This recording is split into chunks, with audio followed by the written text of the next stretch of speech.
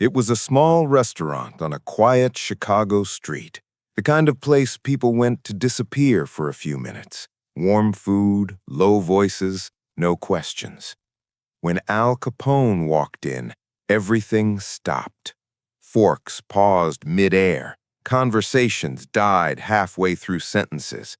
Eyes dropped to tables like they'd been trained to do it. Everyone in that room knew who he was, except the child. The boy was barely tall enough to see over the counter, too young to recognize danger, too young to understand reputation. He didn't freeze. He didn't stare. He didn't step back. He did the one thing no one else dared to do. He spoke. What happened next didn't involve threats. It didn't involve violence, and it didn't end the way anyone expected. Stay until the end because the quietest moment in this story is the one that changes everything. And before we begin, tell us where you're watching from. The restaurant had been there longer than most people could remember. It didn't have a name anyone bothered to say out loud anymore. You just knew it by location. 2 blocks from the river, across from the old tailor shop, the windows always slightly fogged no matter the season. It was the kind of place where the same stools stayed in the same spots for decades, where the floor creaked in familiar patterns, where nobody expected surprises. That morning had begun like any other. The cook wiped his hands on his apron.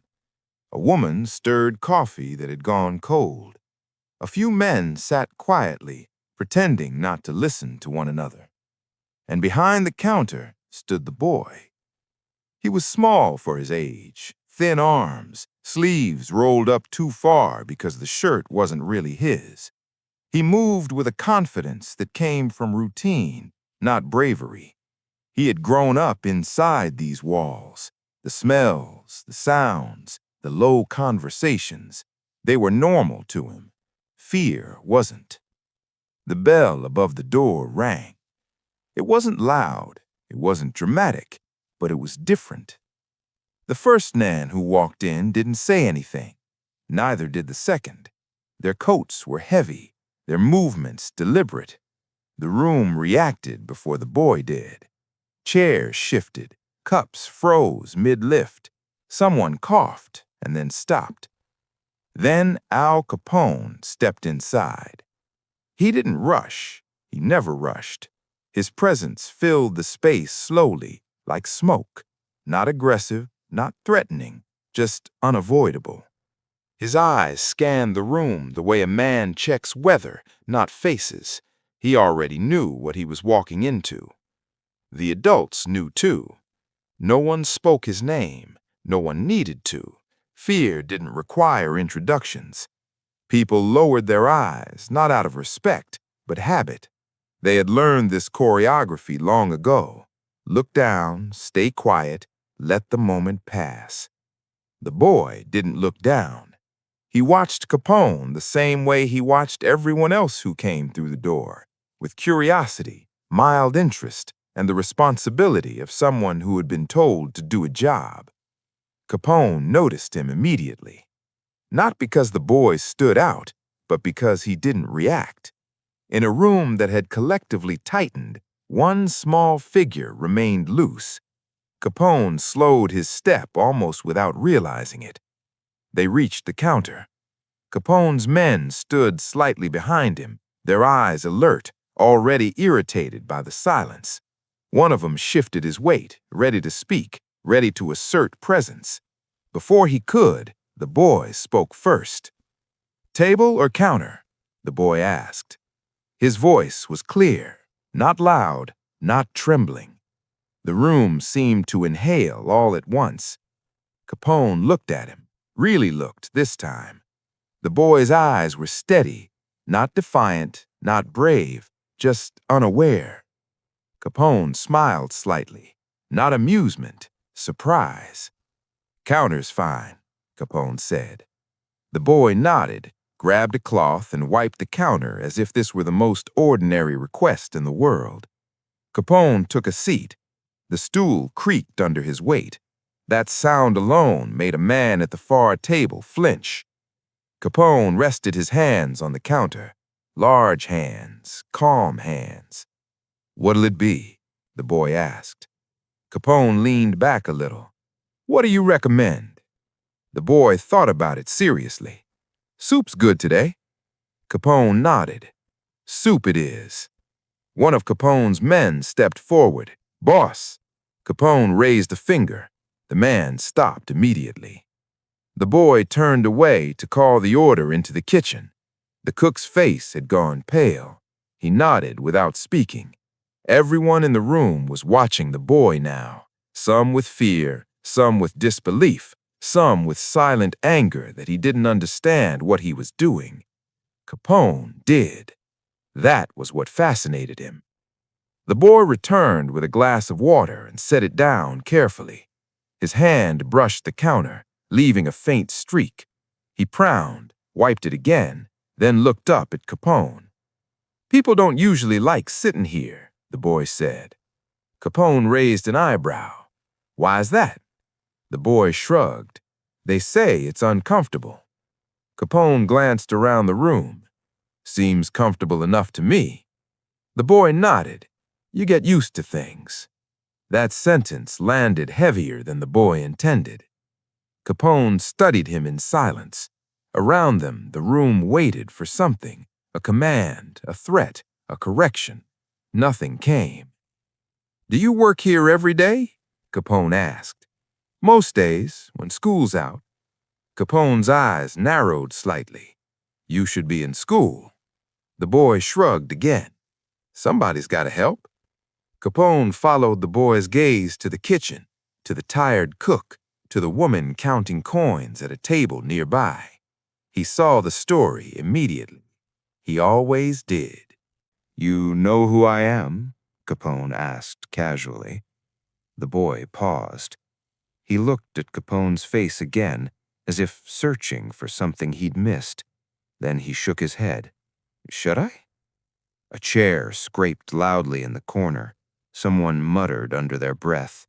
One of Capone's men took a step forward. Capone lifted his hand again. "No," Capone said. "You shouldn't." The soup arrived. The boy set it down carefully, careful not to spill a drop. Capone watched him do it, watched the concentration, the seriousness with which the boy treated the task. "Why's everyone so quiet?" the boy asked suddenly. The question was innocent, but it cracked the room open. No one answered. Capone did. "Some people don't like being noticed," he said. The boy frowned. "That's weird." Capone smiled again. This time there was something else in it. Recognition. The boy leaned on the counter slightly, lowering his voice. "Did you do something bad?" The room froze. Capone's men tensed. One of them clenched his jar. The cook dropped a spoon in the kitchen. It clattered loudly. Capone did not move. He looked at the boy for a long moment. "Sometimes," Capone said, "people decide who you are before they know you." The boy considered this. "That doesn't sound fair." Capone nodded slowly. "It usually isn't." Silence stretched again, different now, heavier, more focused. Capone finished his soup slowly. He wiped his mouth with a napkin, folded it neatly, and placed it on the counter.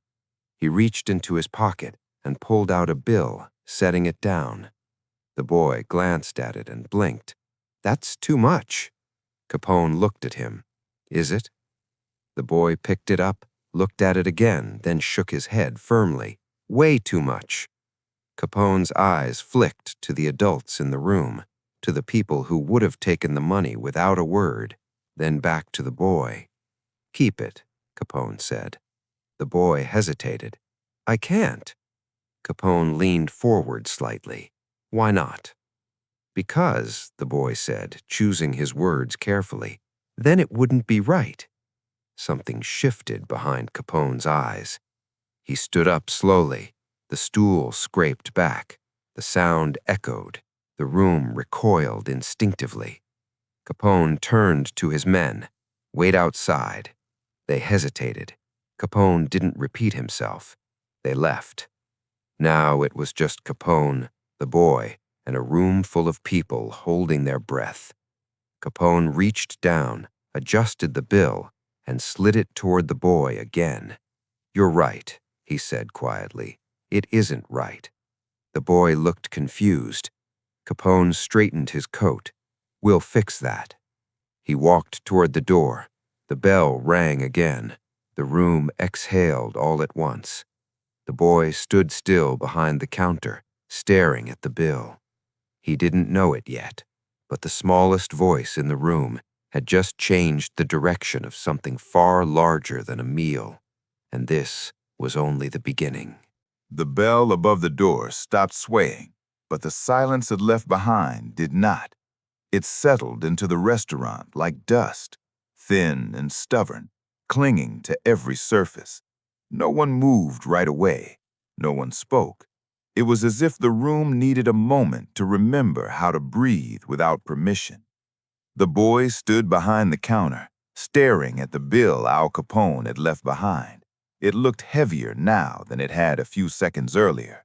He picked it up, then set it down again, unsure what to do with it. He had been taught rules, simple ones. You charge what's written, you give change, you don't accept what doesn't belong to you. This felt different. The cook stepped out from the kitchen slowly, wiping his hands on his apron. His eyes went first to the door, then to the counter, then finally to the boy. He didn't ask a question. He didn't need to. "Go put that away," the cook said quietly. The boy hesitated. He said it wasn't right. The cook swallowed. He doesn't usually say things like that. The boy frowned. Then why did he? The cook had no answer. He turned back toward the kitchen without replying. The woman at the table with the coin stood up and crossed herself quickly, as if Capone's shadow still lingered in the room. A man near the window finally lifted his coffee cup, only to realize it had gone cold. The restaurant resumed its shape, but not its rhythm. Outside, Al Capone stood on the sidewalk, his men flanking him at a respectful distance. The street was busy, unaware of what had just happened inside the small diner. Capone didn't move right away. He stared at the door, his reflection faint in the glass. One of his men cleared his throat. "You all right, boss?" Capone didn't answer immediately. He adjusted his gloves instead. "That kid," he said finally. "Did you see him?" The man nodded. "Yeah, smart mouth." Capone shook his head. "No, clean mouth." The man didn't understand the distinction, but he nodded anyway. Capone turned away and walked down the street, but the boy stayed with him, not as an image, as a feeling. Something unguarded had happened in that room, and it had slipped past all the usual defenses. Back inside, the boy kept working. He wiped the counter, he refilled water glasses, he asked for orders. But something in him had shifted. He noticed the way people looked at him now, quick glances, worried looks, a strange mixture of relief and fear. "Did I do something wrong?" he asked the woman who had cost herself. She reached out and touched his shoulder briefly. "No," she said, "you did something rare." The boy didn't know what that meant. By midday, the story had already begun to spread. Not loudly, not with details, just enough to change how people spoke. Someone mentioned Capone had been there. Someone else said the kid talked to him like he was anyone else. By the afternoon, the words "that kid" had a different weight. That evening, the restaurant was fuller than usual. People came for food, yes, but also for proximity to the place where something strange had happened. The boy noticed it. He noticed the extra eyes, the way conversation stopped when he passed. The bell rang again. This time, it wasn't Capone. 2 men entered instead, not dressed like Capone's crew, but close enough. Suits too neat, shoes too polished. They scanned the room before taking seats near the back. The boy approached them with menus. "What can I get you?" One of the men smiled thinly. "Just coffee." The other leaned back in his chair, studying the boy. "You work here often?" The boy nodded. "Most days." The man exchanged a glance with his partner. "You meet a lot of people?" The boy shrugged. "Everyone eats." The man smiled again, but there was no warmth in it.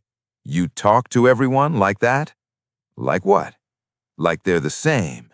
The boy's frown profounded. "Aren't they?" The man's smile disappeared. They drank their coffee in silence and left without tipping. The cook watched them go, his jaw tight. "Next time," he muttered, "you don't have to answer questions." The boy nodded, but the words didn't stick. He didn't understand why answering was dangerous.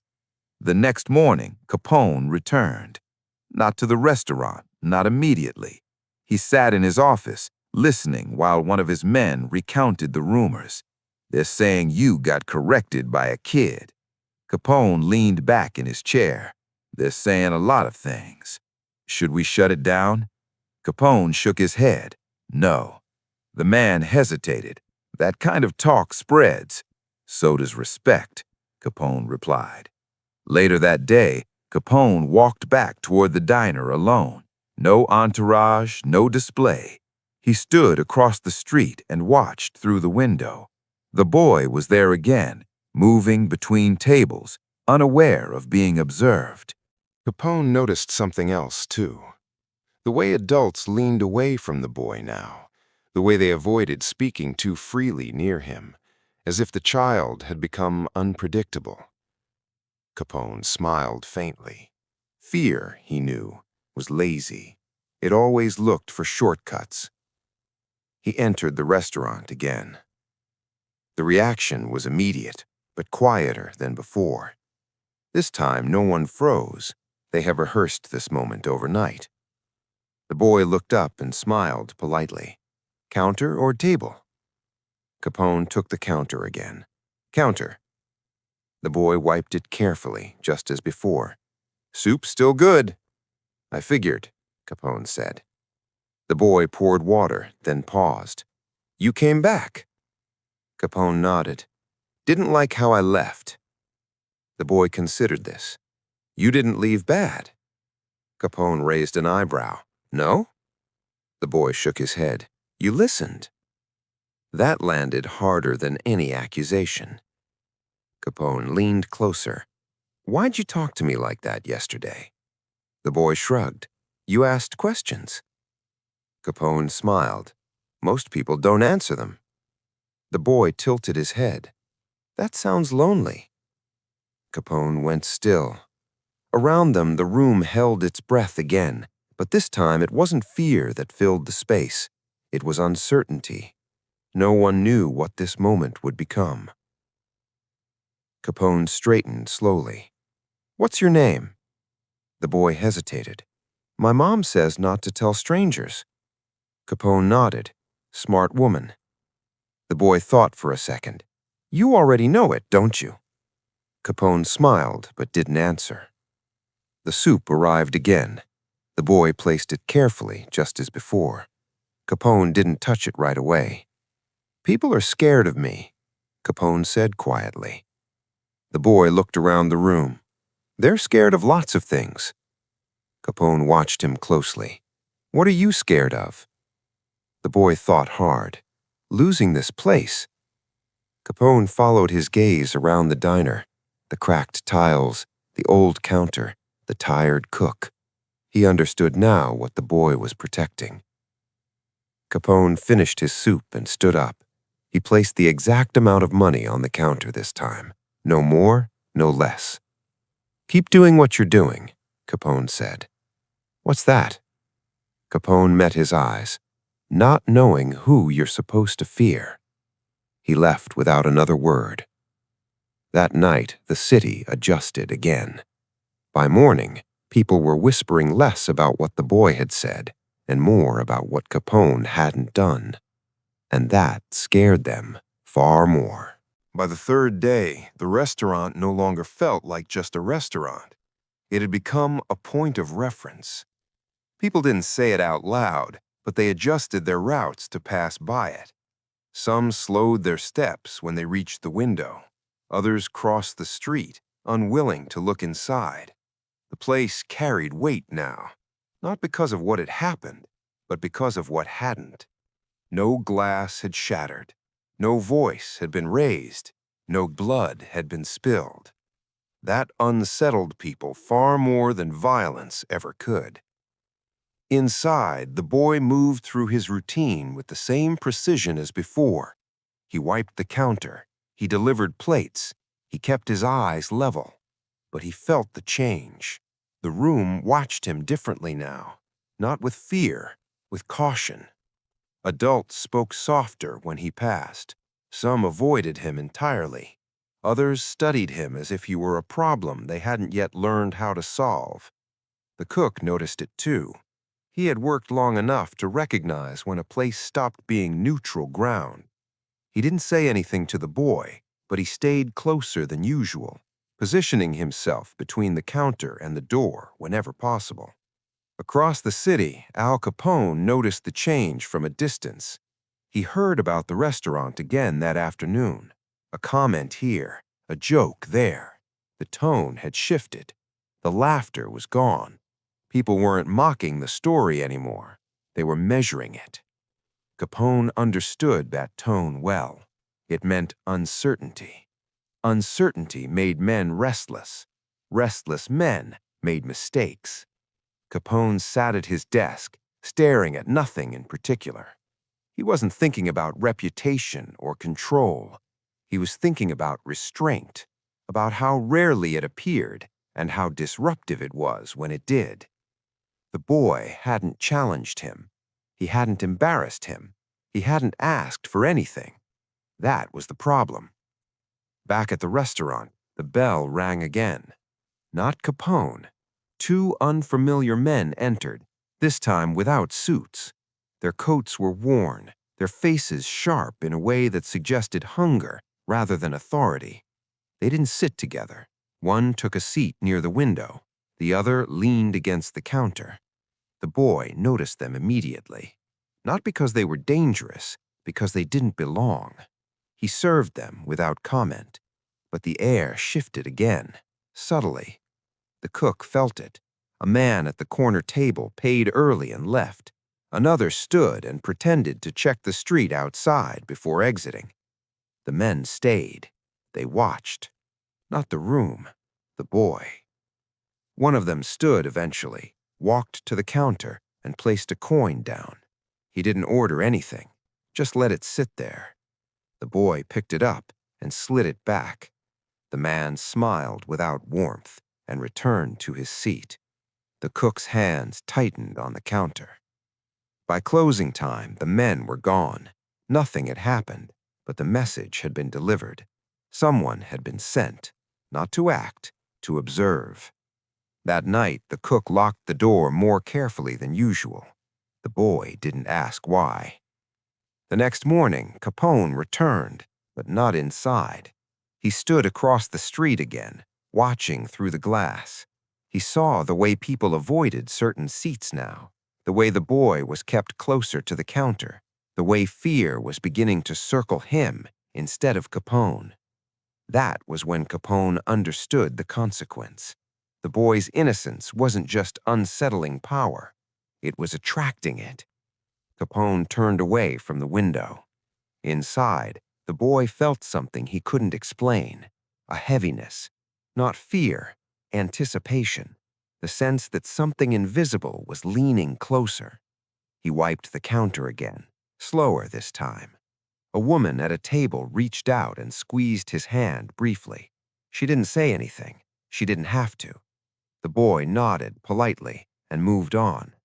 Outside, a car idled longer than necessary. Across the street, two men exchanged a look. The restaurant had become a quiet intersection, not of violence, but of attention. And attention, in Capone's world, was never harmless. By the end of the day, Capone made a decision, not loudly, not dramatically, but decisively, because if he didn't step in soon, someone else would, and they would not be listening for the smallest voice in the room. The decision did not arrive with urgency. It arrived with clarity. Al Capone did not summon men. He did not issue warnings. He did not prepare for conflict. He simply crossed the street. The restaurant looked smaller than it had the first day, not because it had changed, but because the weight surrounding it had grown. The window reflected the city back at itself, moving cars, hurried faces, people pretending nothing mattered more than where they were going next. Inside, the boy was wiping the counter. He had slowed down over the past few days, not out of fear, but awareness. He understood now that attention could bruise, that being seen could hurt. Still, he kept his posture straight. Still, he did his work carefully. The bell rang. The room reacted before the boy did. Al Capone entered alone.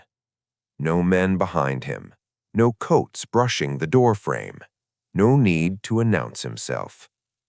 The adults noticed immediately.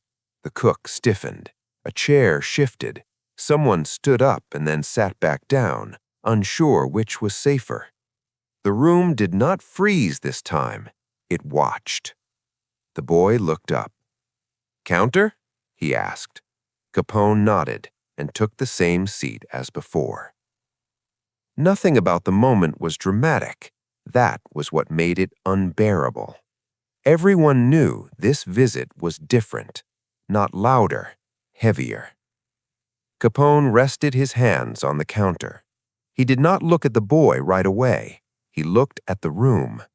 He saw the way people leaned back, trying to disappear. He saw the way fear had reorganized itself, not around him, but around the child. That was the imbalance. The boy brought water, set it down, waited. Capone finally looked at him, not studying this time, acknowledging. "You've been busy," Capone said quietly. The boy nodded. "People come more now." Capone glanced around. "That's not always a good thing." The boy hesitated. "I know." Silence followed, not tense, expectant. Capone reached into his coat and placed something on the counter. Not money, a folded piece of paper. The cook noticed it immediately. So did everyone else. Capone slid it toward the boy, not to take, but to see. "What's that?" the boy asked. "A fix," Capone said. The boy didn't touch it. Capone stood up. That movement changed everything, not because it threatened, but because it claimed the room. Capone turned slowly, letting his presence settle where it needed to. He did not raise his voice. "This place," he said, "is not a stage." Eyes dropped. "No one here is auditioning, not for courage, not for loyalty, and not for attention." He paused. "Especially not a child." The words did not accuse, they corrected. Capone's gaze moved deliberately, from table to table, face to face. He did not rush, he did not glare. He let understanding catch up. Anyone who came here looking to measure something has measured enough. The room absorbed it. Capone turned back to the boy. "You didn't do anything wrong." The boy nodded, but didn't smile. Capone pushed the folded paper a little closer. "This makes sure you won't have to." The boy finally reached out, not eagerly, not gratefully, and unfolded it. It wasn't a promise, it wasn't a threat, it was a solution, a quiet one. Capone stepped back from the counter. To the cook, he said only, "Keep the doors open." Then he left. The bell rang. The door closed. The city continued. Inside, no one spoke for a long time. Eventually, the cook exhaled. Someone sat down. Another person finished their coffee. The room did not celebrate, it recalibrated. The boy folded the paper carefully and placed it beneath the counter, out of sight. Life returned, but changed. The men who had come to watch did not return. The extra eyes faded. The restaurant became small again, and the boy stayed exactly where he was. Days later, Capone passed by once more. He did not go inside. He did not stop. He simply glanced through the window. The boy was there, working, unafraid, unremarkable. Capone adjusted his coat and kept walking, because the lesson had already landed. Power did not belong to the loudest voice. It belonged to the one who knew when to step aside. And sometimes, the smallest person in the room didn't need protection. They needed space.